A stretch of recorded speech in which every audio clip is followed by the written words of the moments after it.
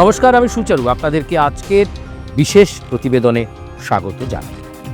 বামেদের একপ্রস্থ প্রার্থী তালিকা প্রকাশ হয়ে গেছে এবং যাকে নিয়ে জল্পনা ছিল দলের রাজ্য কমিটির সদস্য, এবং শুধু তাই নয়, অত্যন্ত ভালো বক্তা, দলের শীর্ষ নেতৃত্বের কাছে তিনি প্রিয় কমরেড, কিন্তু তিনি কেন প্রার্থী তালিকায় নেই এ নিয়ে যখন প্রশ্নচিহ্ন বা এ নিয়ে যখন নানা মহলে নানা কথা ঘোরাফেরা করছে, তখন একেবারেই আলিমুদ্দিনকে, বিশেষ করে সিপিআইএমের শীর্ষ নেতৃত্বকে নিজের মনোভাব জানিয়ে দিলেন সেই নেতা।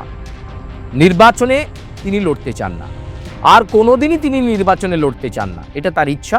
তিনি পার্টির কাজ করতে চান, দলের কাজ করতে চান, এ কথা তিনি স্পষ্ট করে দিয়েছেন।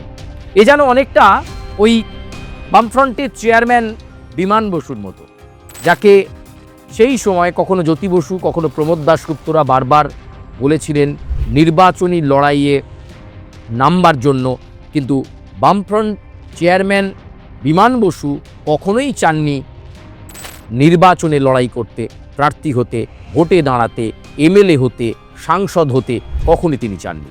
তিনি চেয়েছেন একজন আদ্যন্ত কমরেড হিসাবে পার্টির সাংগঠনিক কাজ তিনি করতে চেয়েছেন।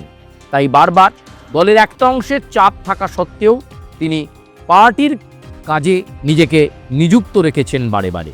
তিনি বিমান বসু। আজকে ঠিক সেই রকমই স্টাইলে সেই তরুণ তুর্কি নেতাও জানিয়ে দিল পার্টির কাজেই নিজেকে তিনি নিয়োজিত রাখতে চান। দলের অন্যান্য অনেক কাজ রয়েছে, অনেক সাংগঠনিক দায়িত্ব রয়েছে, পার্টির সেই দায়িত্বে নিজেকে নিযুক্ত রাখতে চান তিনি, কোনো নির্বাচনী লড়াইয়ে নয়। নয়তো তাকে নিয়ে নানা রকম জল্পনা হয়েছিল, শোনা গিয়েছিল দমদম উত্তরে তাকে প্রার্থী করা হতে পারে, সেই তরুণ তুর্কি মুখ করে উচ্ছ্বসিত হয়েছিল সিপিআইএমের একটা অংশ, কিন্তু প্রার্থী তালিকা প্রকাশের পরে দেখা গেল দমদম উত্তরে প্রার্থী করা হয়েছে দীপশিতা ধরকে। তখনই কিন্তু অনেকে হতাশায় ভেঙে পড়েছিল যে কেন সেই তরুণ তুর্কি নেতাকে টিকিট দেওয়া হলো না, তাহলে কি দলের মধ্যে কোনো গোষ্ঠীদ্বন্দ্ব? কিন্তু এবার সিপিআইএম সেটা অনেকটাই স্পষ্ট করে দিয়েছে দলের মধ্যে, যে সেই নেতাই, সেই কমরেডই নির্বাচনে লড়তে চাইছেন না। তিনি কে বলুন তো? তিনি শতরূপ ঘোষ।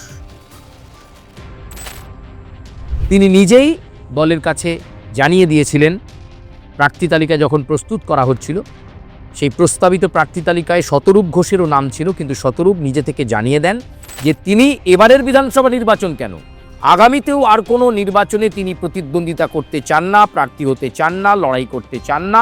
তিনি দলের কাজ করতে চান, তিনি পার্টির কাজ করতে চান। পার্টির কমরেড হিসাবে, পার্টির নেতা হিসাবে তিনি প্রার্থীদের হয়ে প্রচারে যাবেন, প্রার্থীদের হয়ে তিনি বক্তৃতা রাখবেন, উজ্জীবিত ভাষণ দেবেন, কিন্তু লড়াইয়ে, তিনি নির্বাচনী লড়াইয়ে প্রার্থী হয়ে আর থাকতে চান না। দলের অনেক নেতৃত্ব তাকে বোঝানোর চেষ্টা করেছিল, কিন্তু তিনি তার সিদ্ধান্তে অনড় থাকেন এবং দলও তার সেই সিদ্ধান্তকে সম্মান জানায়, এবং যে কারণে কিন্তু প্রার্থী তালিকায় শতরূপ ঘোষের নাম নেই।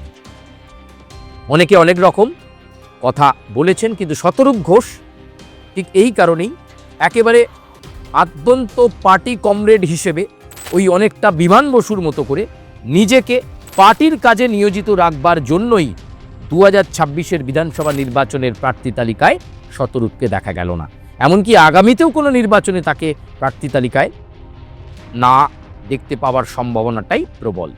তিনি এবার পার্টির সাংগঠনিক কাজে অনেক বেশি করে মনোনিবেশ করতে চান। এমনিতেই শতরূপ টিভি প্যানেলে গিয়ে সেখানে বিভিন্ন ডিবেটে অংশ নেওয়া মানেই জমিয়ে দেন তিনি যুক্তি এবং তার সঙ্গে তীক্ষ্ণ বিশ্লেষণ, তাতে এমনিতেই শতরূপ ঘোষ জনপ্রিয়। যদিও নির্বাচনে দলের নির্দেশে আগে কসবা কেন্দ্র থেকে লড়েছেন শতরূপ, পরাজিত হয়েছেন, কিন্তু আবার তাকে দল লড়িয়েছে, আবার তিনি পরাজিত হয়েছেন, কিন্তু এবারে আর কোনো নির্বাচনী লড়াইয়ে শতরূপ নেই এবং আগামীতেও তিনি থাকতে চান না বলেই দলকে জানিয়েছেন।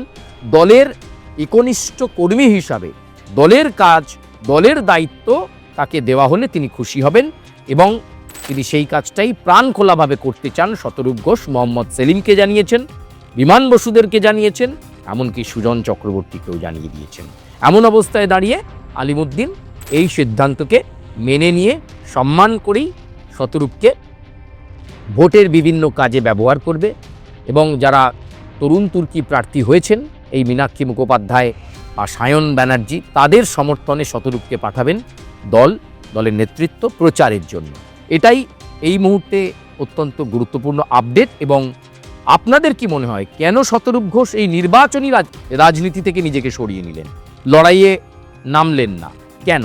তার প্রস্তাবিত প্রার্থী তালিকাতে নাম থাকা সত্ত্বেও, দমদম উত্তরে তার প্রতিদ্বন্দ্বিতা করার থাকা সত্ত্বেও তিনি আলিমুদ্দিনকে কেন তার সিদ্ধান্তের কথা বললেন যে তিনি পার্টির কমরেড হিসাবে বা পার্টির একনিষ্ঠ কর্মী হিসাবে কাজ করতে চান, তিনি নির্বাচনে লড়তে চান না?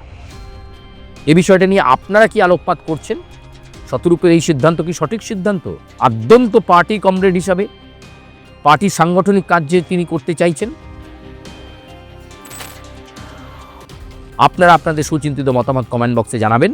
লাইক করবেন, কমেন্ট করবেন, সাবস্ক্রাইব করবেন এবং অবশ্যই বেল আইকনে প্রেস করে জানাবেন যে শতরূপের এই সিদ্ধান্তকে আপনারা ঠিক কীভাবে দেখছেন, কেমনভাবে দেখছেন শতরূপের এই সিদ্ধান্ত। প্রিয় দর্শক, আজকের মতো এ পর্যন্তই। আপনাদের সঙ্গে আবার অন্য কোনো প্রতিবেদন নিয়ে শীঘ্রই দেখা হচ্ছে। এবং অবশ্যই রাজনৈতিক প্রতিবেদনে আপনারা আর কি ধরনের প্রতিবেদন দেখতে চাইছেন, আপনাদের সুচিন্তিত মতামত আমাদের কমেন্ট বক্সে জানান। লাইক করুন, কমেন্ট করুন, সাবস্ক্রাইব করুন। ধন্যবাদ।